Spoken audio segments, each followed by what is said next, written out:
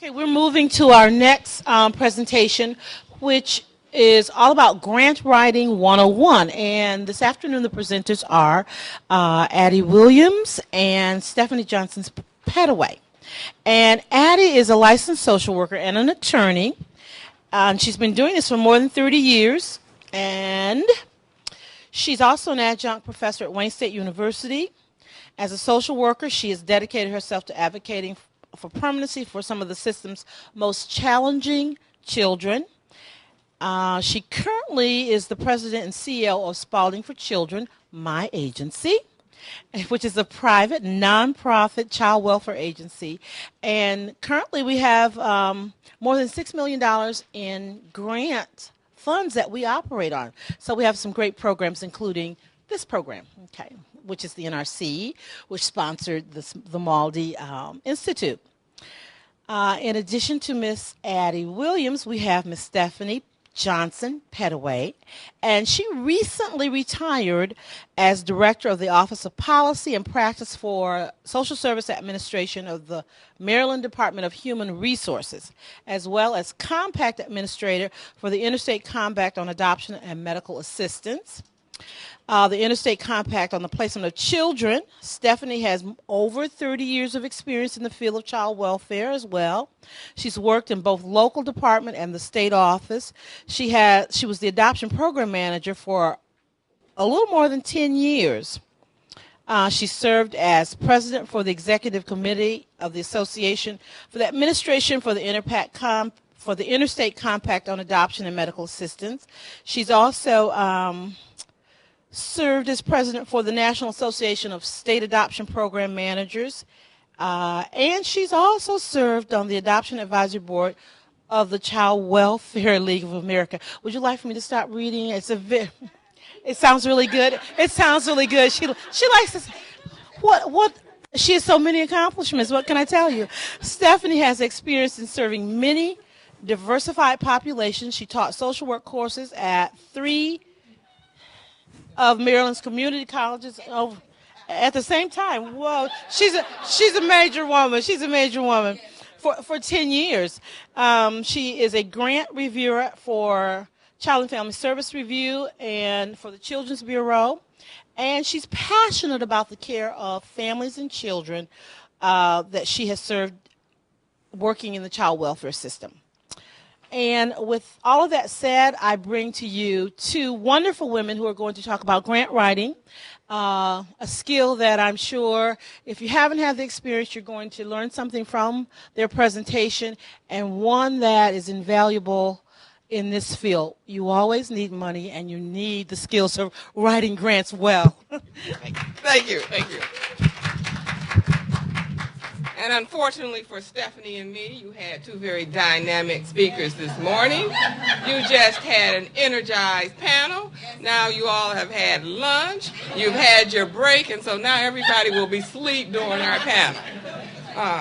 But we will try to liven it up a little bit. I won't call you out if I see you sleeping.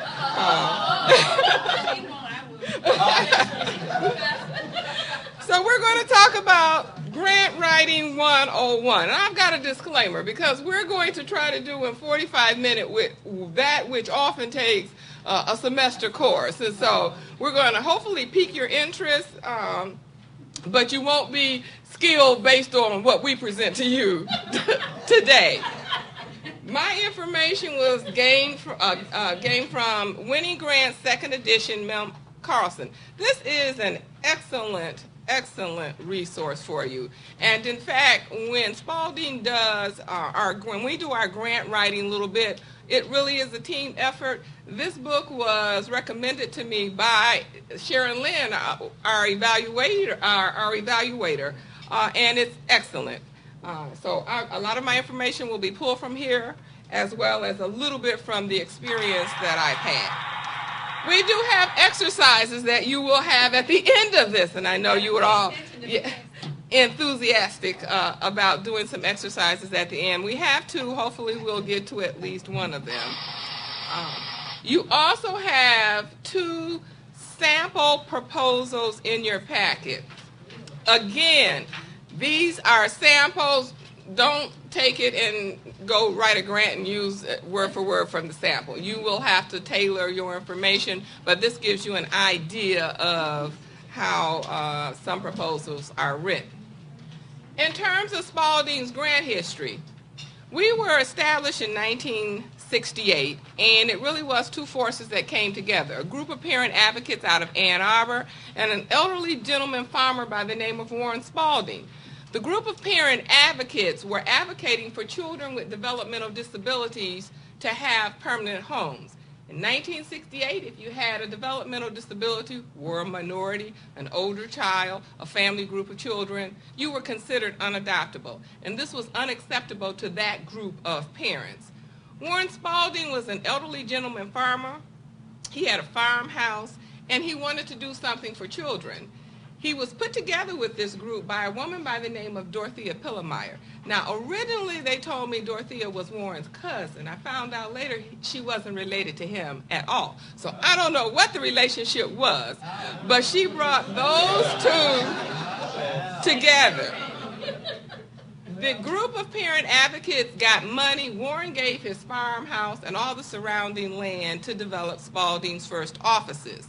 Warren, I think, really wanted to be a foster parent, but he was elderly, he was single, he lived on a farm, and so he couldn't be licensed as a foster parent. He was considered not your status quo family during that particular time. And so as a result of that group, Spalding began to work to place children with developmental disabilities. And as we get into what things that you need in terms of grant writing and uniqueness, Spalding specialized in placing only children with developmental disabilities initially into adoptive homes. That was our uniqueness. When we talk about relationship building, one of the parents who was in that group of parent advocates was named Peter Forsythe. Peter Forsythe got a job at the state in licensing, and he was one of the persons who helped Spalding get their license in their first contract. Peter then went and was a bigwig with the Edna McConnell Clark Foundation. So guess what? Peter Forsythe funded Spalding and developed Spalding agencies built on Spalding's philosophy across the nation. And so that relationship helped us get started in our grant writing venture. We had a uniqueness, we had a hook, and we had a personal relationship with a man at a foundation. One of the other things about Spalding is when we learned new techniques, we didn't keep them to ourselves. We told everybody about them. We trained other people how to do it. Spalding started out, one of the ways that they got children placed with developmental disabilities into adoptive homes, they went out and actually videotaped the children. Now, this was in the time when you didn't have your compact video cameras that you would hold like this. They had that old Betamax equipment that was large, huge, and very clumsy. They would take that out and they would videotape the children to present to families. And because the children that they had, the description read not very well. You were talking about children with developmental disabilities, and so you had words like spastic and quadriplegic and multiply and severely impaired. And when people heard that or read that, they had a very different image than of a child in a wheelchair, smiling, playing ball, communicating even though it's not through speech. And so with that, Spalding was able to place children that beforehand had been thought unadoptable. In fact, during those days, I was working at the state, and I actually bet the CEO then that they couldn't place 5 children that year. Well, to my surprise, they placed 22. And because of Spalding, children who were Down syndrome, you have very few now available for adoption because foster parents adopted them and other parents saw how lovable the children were and adopted them, and so you have very few on available for adoption now. In 1985, the National Resource Center was established via a grant, and in part it was because the things that were being asked in that grant were things that Spalding was actually doing.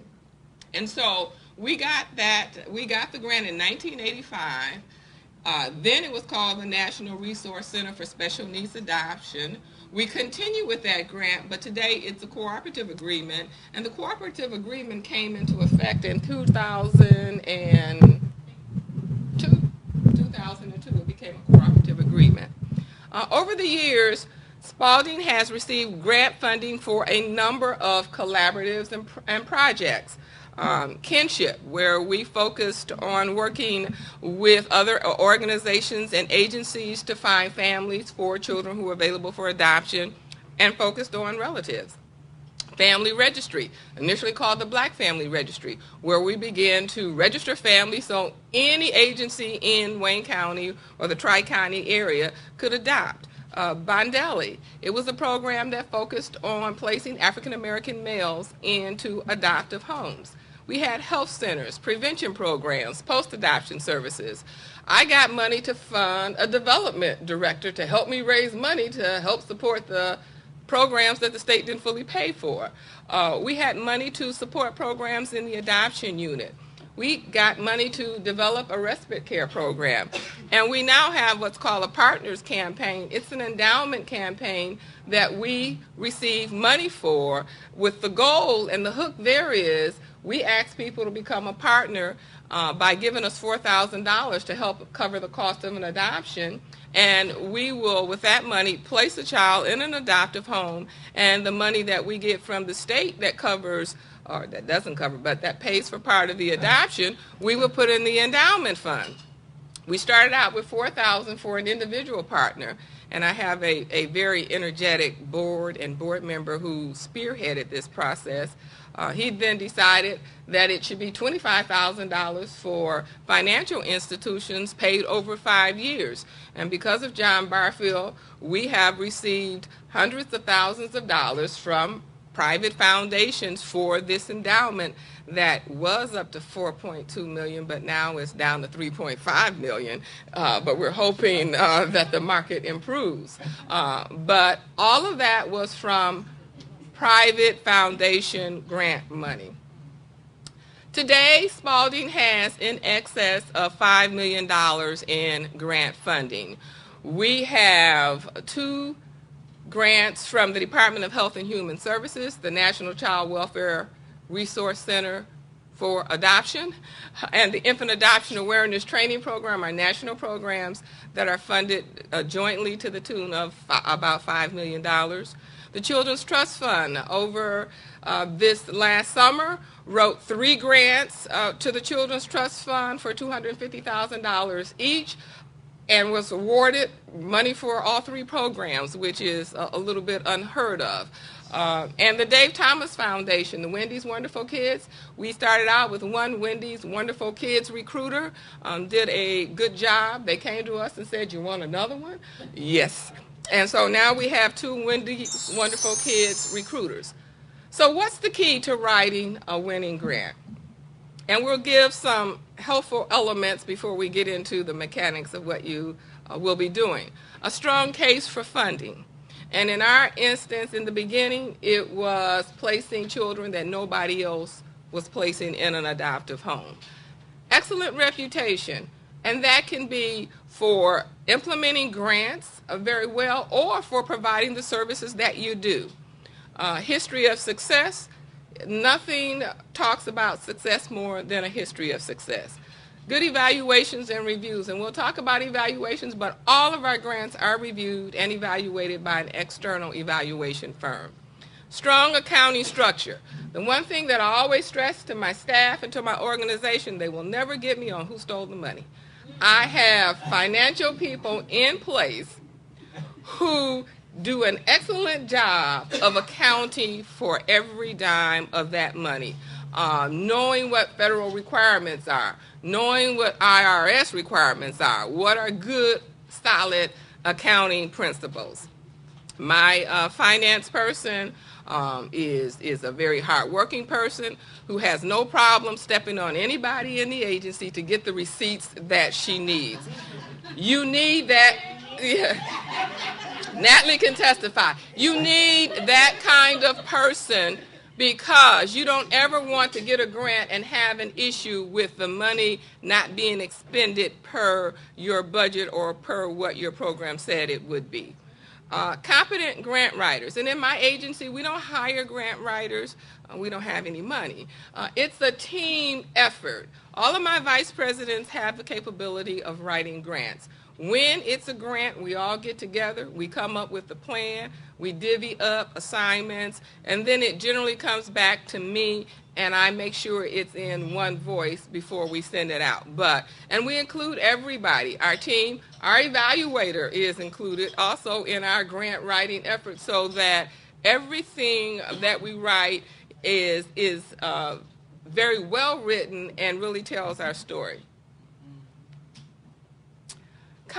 Knowledge of categories of support. When you are writing a grant proposal, you need to know what you're writing for.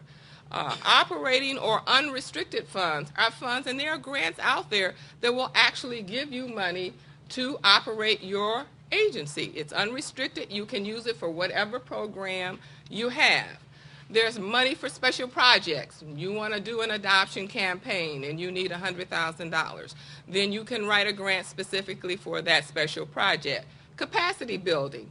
You want to expand your adoption program. Maybe there's a respite component you want to add to it. Maybe there's post-adoption services. It's going to be ongoing. You can get money, and that's called capacity building, expanding or enhancing what you do. Capital or equipment. You've gotten so good at what you do, you need a larger building. And so you can write to receive funds for that larger building or for remodeling or for a piece of equipment that will help you do what you need to do. Computers, copiers. And then you have endowments. And this is money that you will take and invest and use the earnings to support programs. Understanding the proposal process. And at any time, Stephanie, you want to jump in, please feel free. Clear program plan. I am going to provide, or I did provide you with 2 sample grants. You can't use those grants for every grant proposal unless they are on point. They are samples. You need to make sure that what you're writing for, you address what the priorities that the funder has listed. And research funders thoroughly to make sure it's a proper match. Know what the priorities are of the funder. Make sure that what you're writing is true to your mission and fits in with what they want. A good idea is to look at what they funded in the past. Also look at for how much it was funded. That will give you an idea of how much to ask for and the type of program that they're interested in. Building a strong relationship with funders. I call funders on the phone and have a conversation with them. I call them and say, I was thinking about doing a program like this. And I get their input. And that's so when I write a proposal to a specific funder, they will say, oh, okay, I had a conversation with her a couple of months ago. Let's see what she has brought to us. And I've actually had conversations with funders where they have said to me, well, we funded that in the past, it didn't work. I explained to them why mine is different, and I have gotten funded for it. That particular program, we did have some good results. Didn't work as good as I thought it was, but I got the money. If a funder does not want you to contact them, they'll let you know. You'll see it in their write-up. It'll say, please don't make phone calls to us.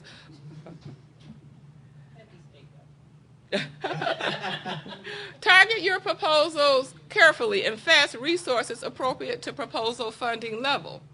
If I am writing a grant for $4 million, I'm calling in everybody. We're going to sit down. I know that's going to take me some time. I'm going to put some time in because I'm asking for a lot of money. Right now, I'm in the process, when I leave out of here, writing a grant for $20,000. Well, I'm writing it, and I started writing it yesterday.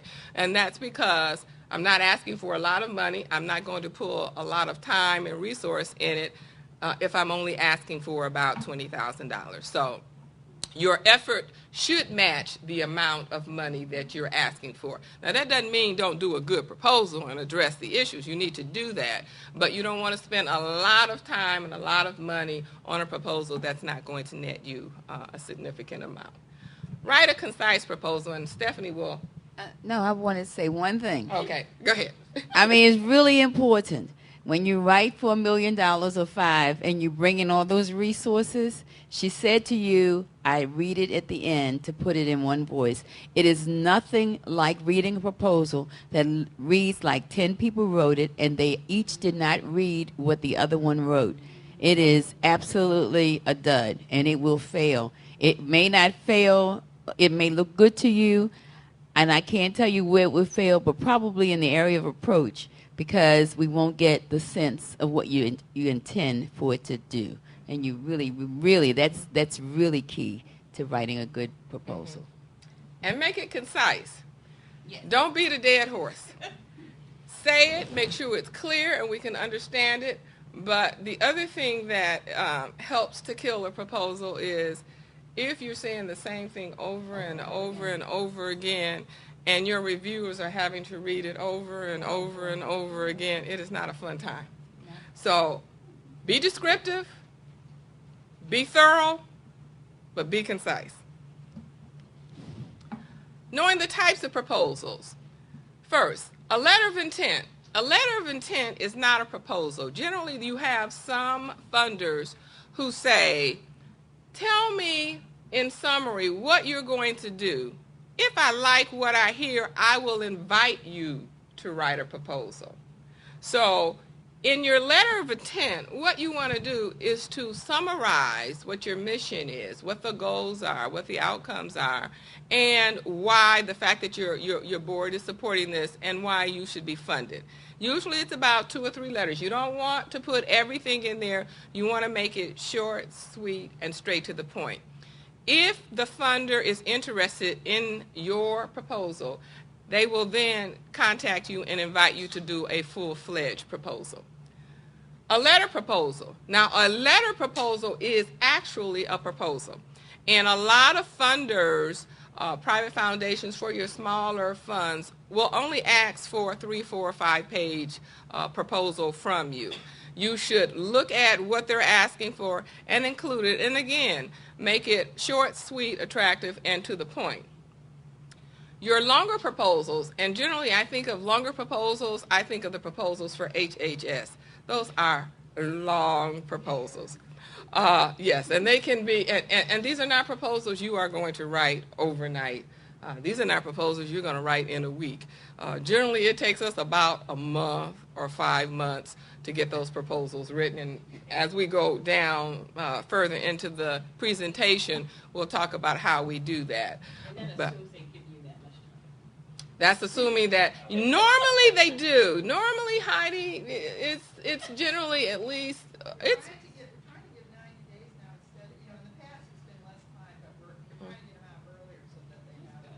Yeah, because, I mean, it is a lot of work for those grants, but then we're talking about longer money over a longer period of time. Generally, you'll have a cover letter, and in your cover letter, you'll talk about the fact that your board of directors is supporting it and that you are writing for a particular grant amount, and you'll generally talk about how you feel that you can implement whatever proposal you're presenting.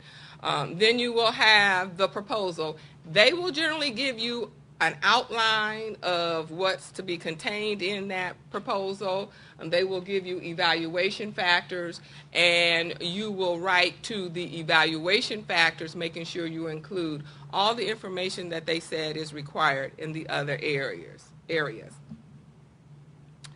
Okay, understanding the writing process. And this was a tip from Heidi, and it's really a good tip. Create a good title for the proposal.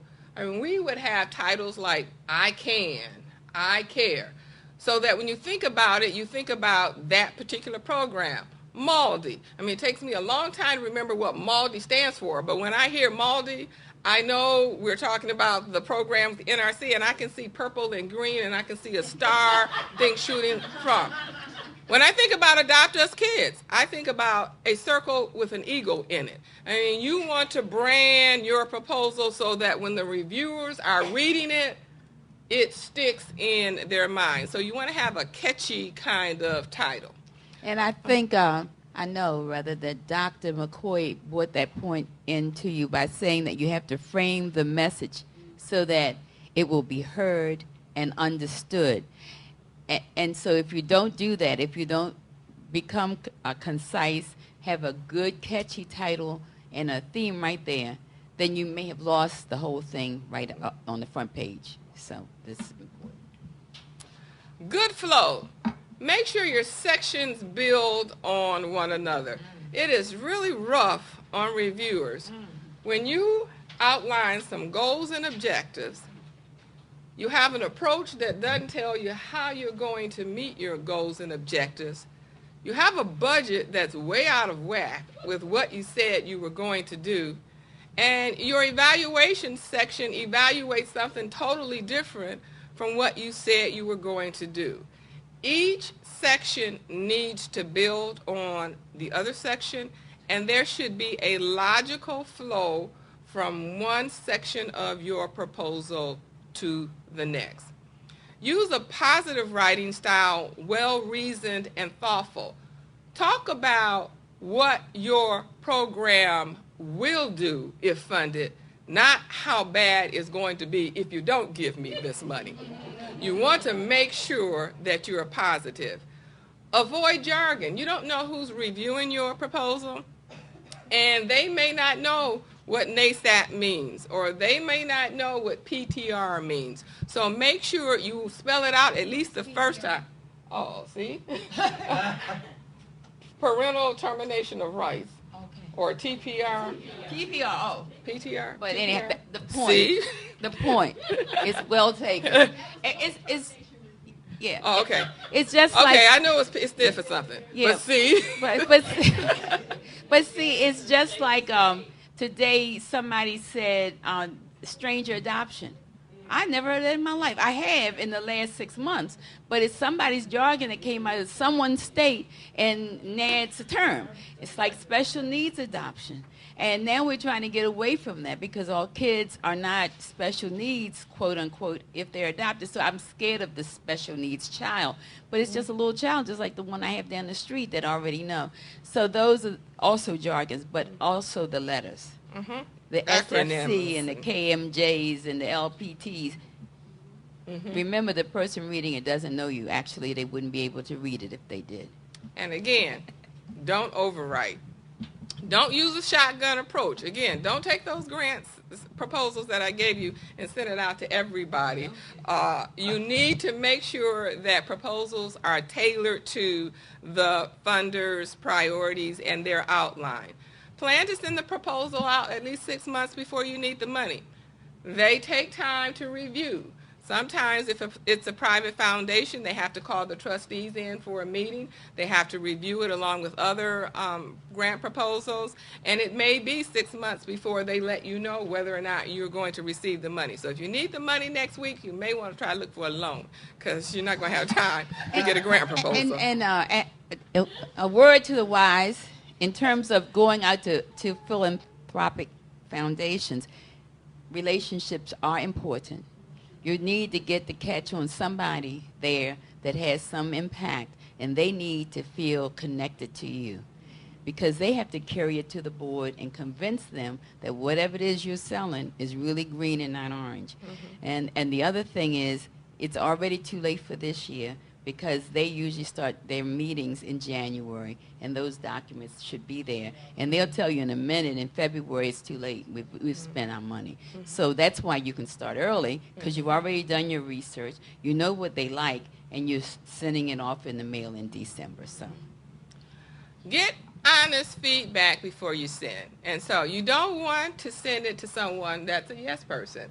Now, luckily for me, all of my vice presidents have no problem arguing and disagreeing with what I said. So I can send my grant proposal to them, and they just don't recognize. And they will honestly tell me either this doesn't sound right, or this doesn't make sense, or you need to do it this way or that way. And so we then discuss it, and most of the time I'll take their suggestions because sometimes I tend to write like I speak, or what looks good to me because I wrote it really doesn't make sense to someone reading it from the outside.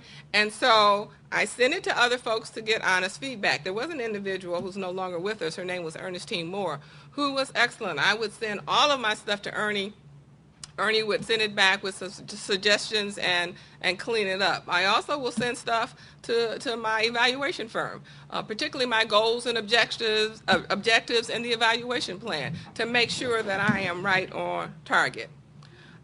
You want to make your proposal attractive, but you don't want to overdo it with color pictures, and because they have to make copies, and so it should not be anything that's stapled or bound or pictures that are taped onto a page. You want to make it attractive, but have to understand that most of the time they will be making copies of it, and so it needs to be something that can be easily copied.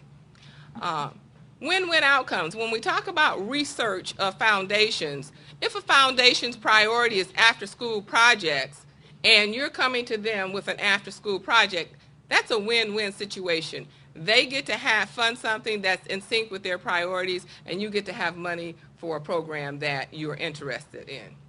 Make sure you're not doing a proposal to cover up for clearing debts.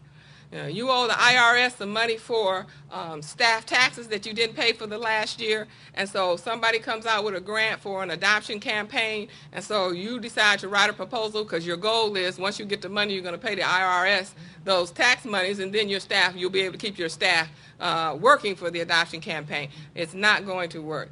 People who read the grants will easily pick up that your real program is one to pay those back taxes. So if you're in that kind of situation, again, you need to apply for a loan. A grant won't do it. Again, right match, do your research, person to person, contact them in person to establish those relationships. Relationships are important. Spalding gets a lot of money from a lot of private foundations because of the relationships it has established over the years, even before I came on. I have had a foundation call me and say, it's the end of our fiscal year. We have an additional $100,000. Do you want it? Yes.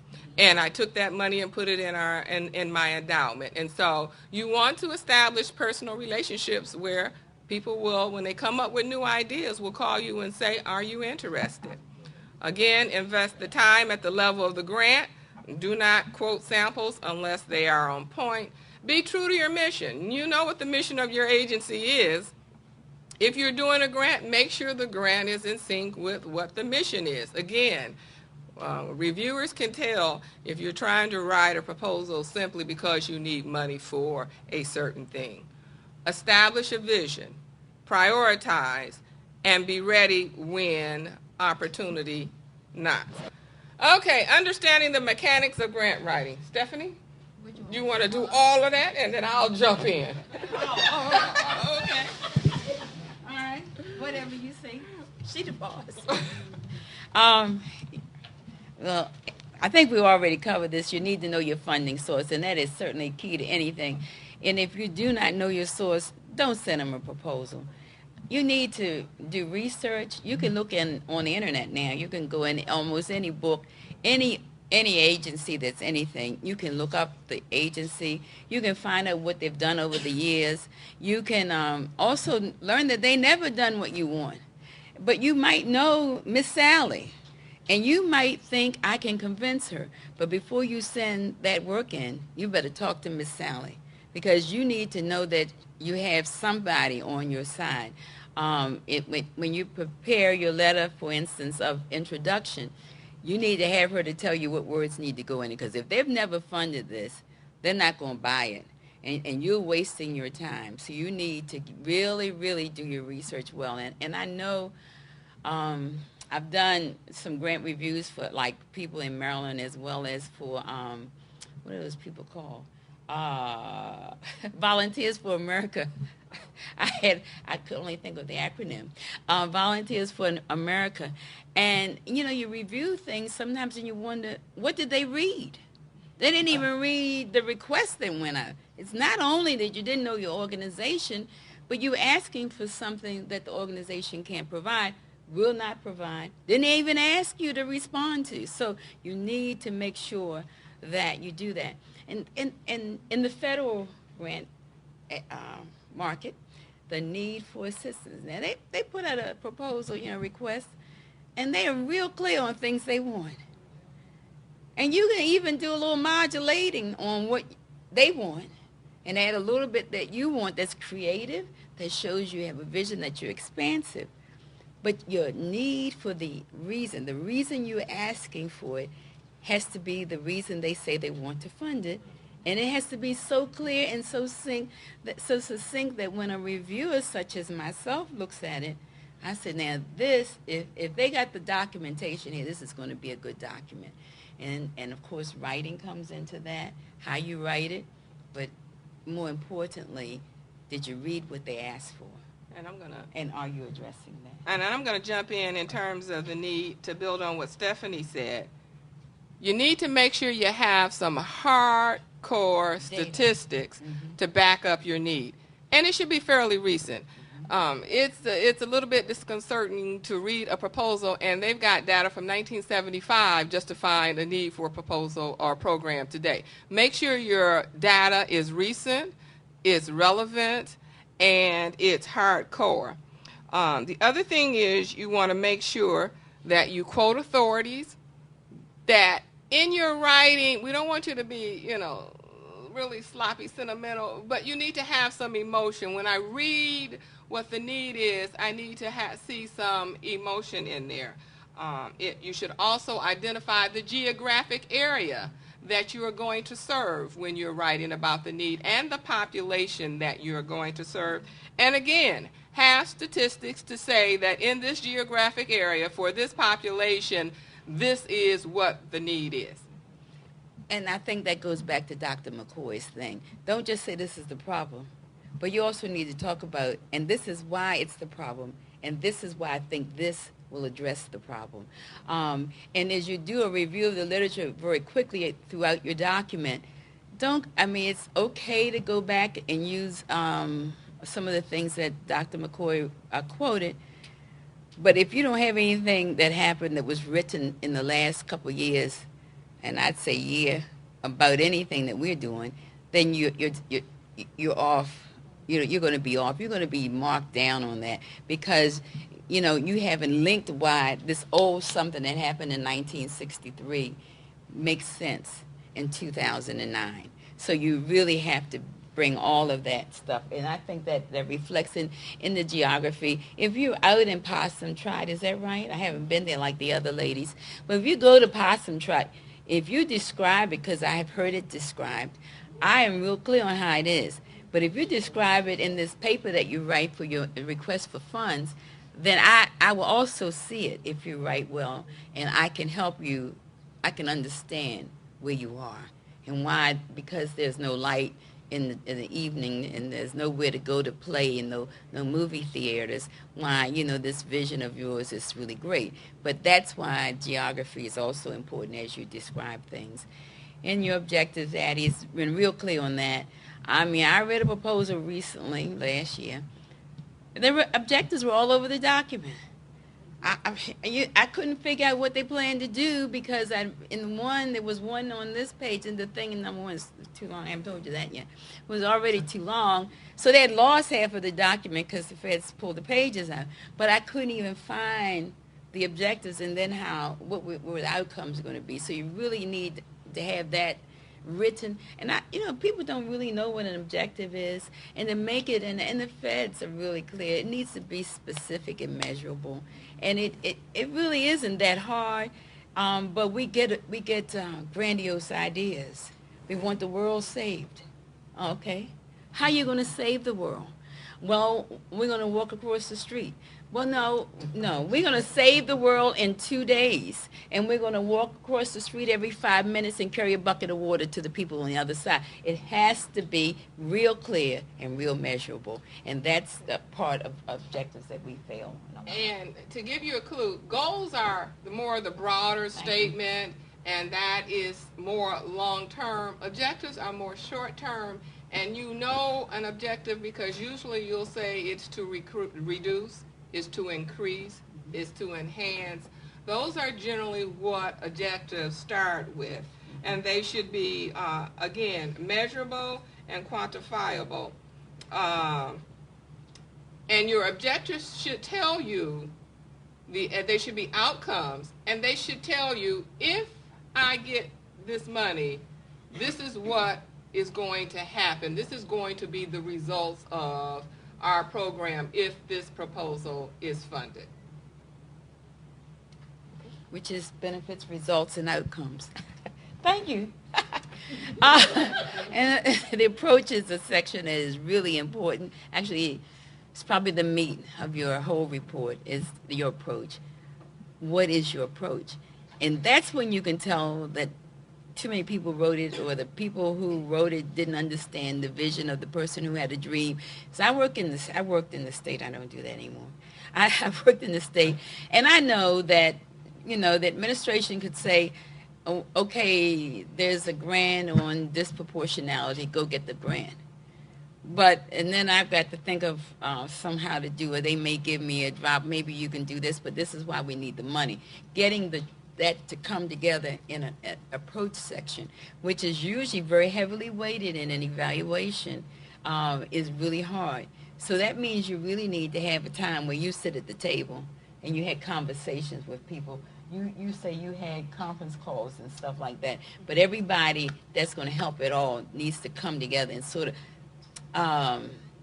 carve out exactly how we see this happening, and then start writing rather than write and hope you carve out what you want to do. That's just not the way to go about it. One of the things that you can do, there are two things that can help you. First, logic models are really good. If you have an idea in your head, and there are a lot of different formats for logic models, but you'll have a simple one is assumption, resources, activities, short-term goals, long-term goals. If you write your idea down, this will help you in terms of how your program will flow. The second tool, and I'm not sure of the spelling because I think I've spelled it all kinds of ways, a Gantt chart. Gantt. And is it G-A-N-T-T? That's the last I heard. Okay. A Gantt chart. In a Gantt chart, what you do is you have your activities, you have the time frames for doing them, and you have who will do them. And you think logically, how am I going to meet my goals and objectives? What are the things that I'm going to need to do?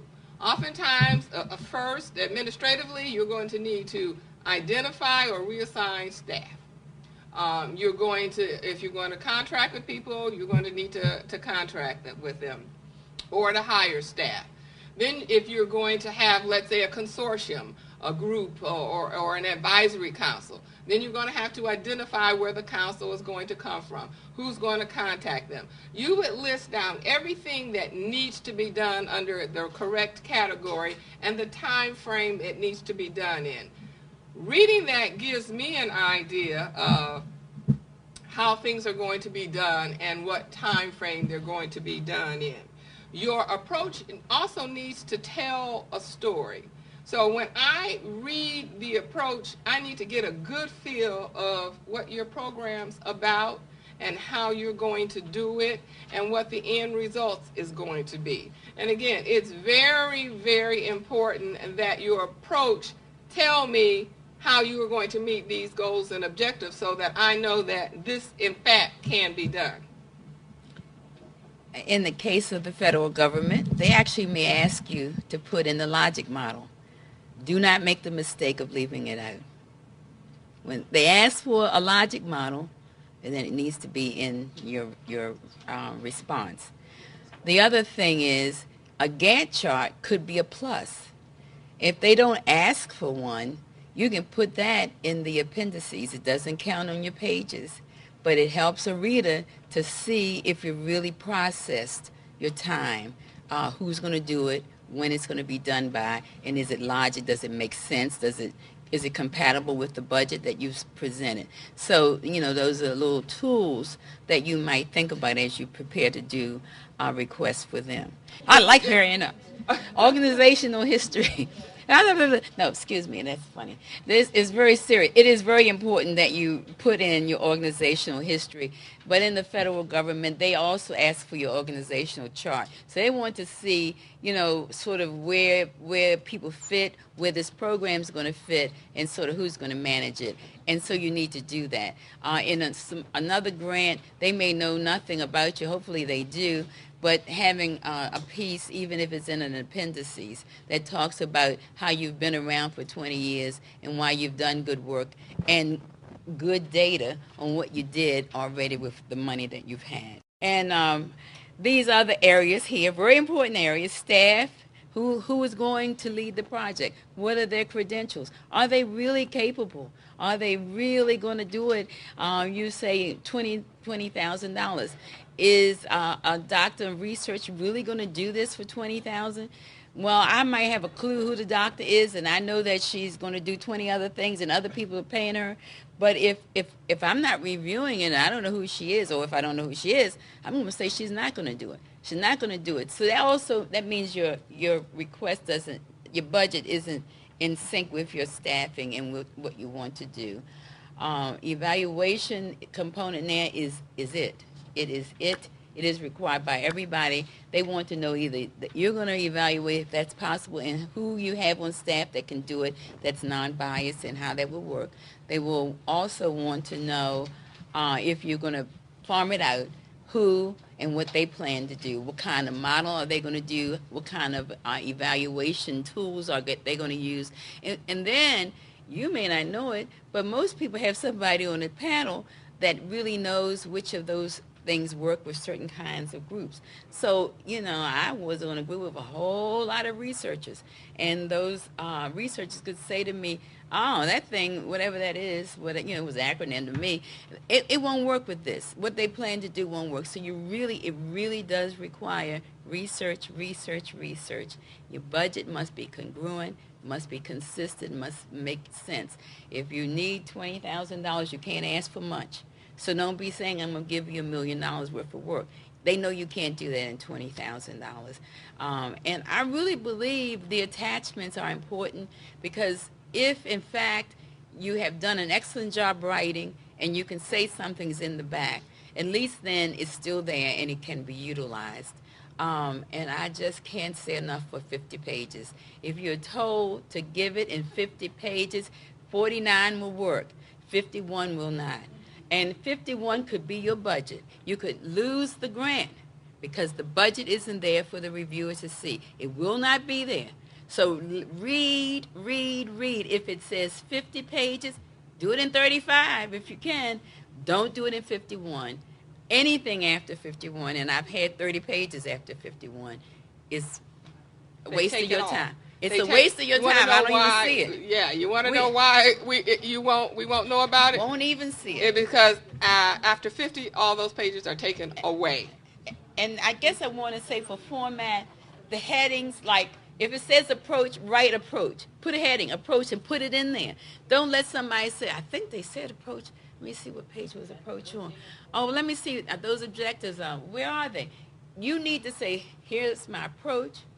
Here's the group that I'm serving, my geographical area. You need to think about what am I writing, what's important, and then put a little boldness there so that the reviewer can say that's where the answer is, and it should be there.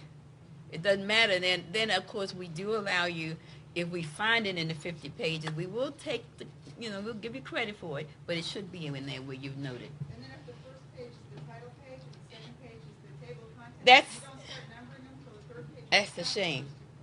Yeah. Yes. You will. Yes. You can't do creative counting, and if they say double space and you run it in an inch margin, don't make it 0.5 margin.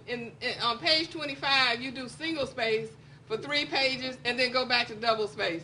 They go back, they count, they go through every one of those pages. They determine how many pages it would be if you had did what they told you to do, and they take the pages off at the end. Yeah. I was going to say that also font size too. Yes. Font size with the table. Yeah, what she's saying is about the font size. Do the font size. Don't get it smaller. It won't work. Because I know sometimes with tables particularly, I want to, and Annie always gets it. I say, can I do this table with 11 point? If they say it's 12 point, you need to do 12 point. Well, everything is also to use the terms that are in the application. Absolutely. If they cost something, approach, That's then right. you don't want to turn around and say the way it was or something. You want to use the exact right. same terms that they're using for the sections and also throughout the text as well. And I skipped a slide mainly because we sort of captured it. But I do want to say that in terms of a panel selection, it is related to the request of the grant. So if the grant, for instance, is on research, there are going to be some researchers there. They don't know you. So you need to know that. If it's on adoption, just specifically pure adoption, obviously they will have some people around the country who are experts in adoption, and they'll call them in. But if it's, for instance, if I'm going as the adoptions person, expert, quote unquote, while I was working, I'm not working there. I'm not working for Maryland. If Maryland was applying for the money, I would not review that grant. Even if Maryland, my bosses weren't applying, if anybody in Maryland was, because there is to be no indication or implication of improprieties. So even last time I went, the University of Maryland applied for something, and they actually got it, but I couldn't read in that whole series because I would possibly be biased. So those are the kinds of things. Everybody works real hard to make sure that the expertise that is needed is on the panel, but that there's nobody on the panel who has a conflict of interest. You got your package content. We're not going to be able to go over the exercises that we wanted to, but what you should have is a common grant application as well as a list of funders who will accept that common grant application. So you can look there, you can write a grant, and what you can do is tailor that. It's not there? Is it? Oh, okay. Oh, you can't hear me. I'm waving the mic. I'm sorry. Okay, so you have the common grant application. You have two sample proposals. One is for specifically for a project, and the other is for general support. And again, these are just kind of guidelines. You can take this information to help you write your own grants and tailor it to whatever you need. And if we had the time, we were going to do worksheet number 1.1, which you can still think about.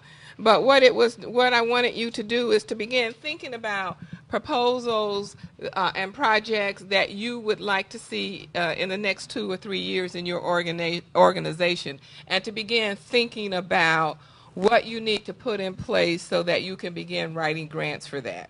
And so that was the first worksheet that I was going to have you do. And the second one was a worksheet on your organization. Again, I recommend you get this book. It is easy. It's a step-by-step guide to how to do grant proposals, and it would be a tremendous help to you in your planning for your grants process. So I know we went real fast. Are there any questions? Yeah, that's right. We didn't let you ask questions. Yes. There were two things that were missing. One, spell check, and two, that this is a public records process.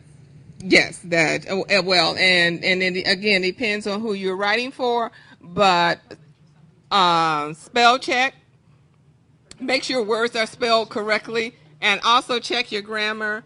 And two, you can't, if your proposal is awarded, then it's my understanding, Heidi, that it's public record and people can FOIA and Freedom of Information under Freedom of Information Act. If it's awarded. If it's not awarded, it's not public information. And don't rely on spell check, please. I know she said that. I guess I would never. I guess I would not have thought to tell you that, because I do spell check all the time, and I read something the next day and want to know, ooh, how did he understand what I was asking? So spell check is not necessarily the thing. It certainly would help if you spell the same word wrong all throughout, and then it would have helped you. But it doesn't help you with the that should be they. You know, there are things such as that you need to not totally rely on. Yes. If you're not awarded, you can ask for your comments. Yes, they do send. That's the other thing. For any proposal that's not awarded, if it's HHS, they send your comments back out to you. They make sure they are written correctly. I mean, that's a tedious process, believe me. But your comments, you can receive comments so that you'll understand why you were marked down on certain sections. If it's a private foundation, call them. And they'll let you know why that wasn't funded. You can ask them, what can you do in the future? Again, that helps establish that relationship. When it comes back again, chances are very good that you will be funded. In fact, it's very good when you do that.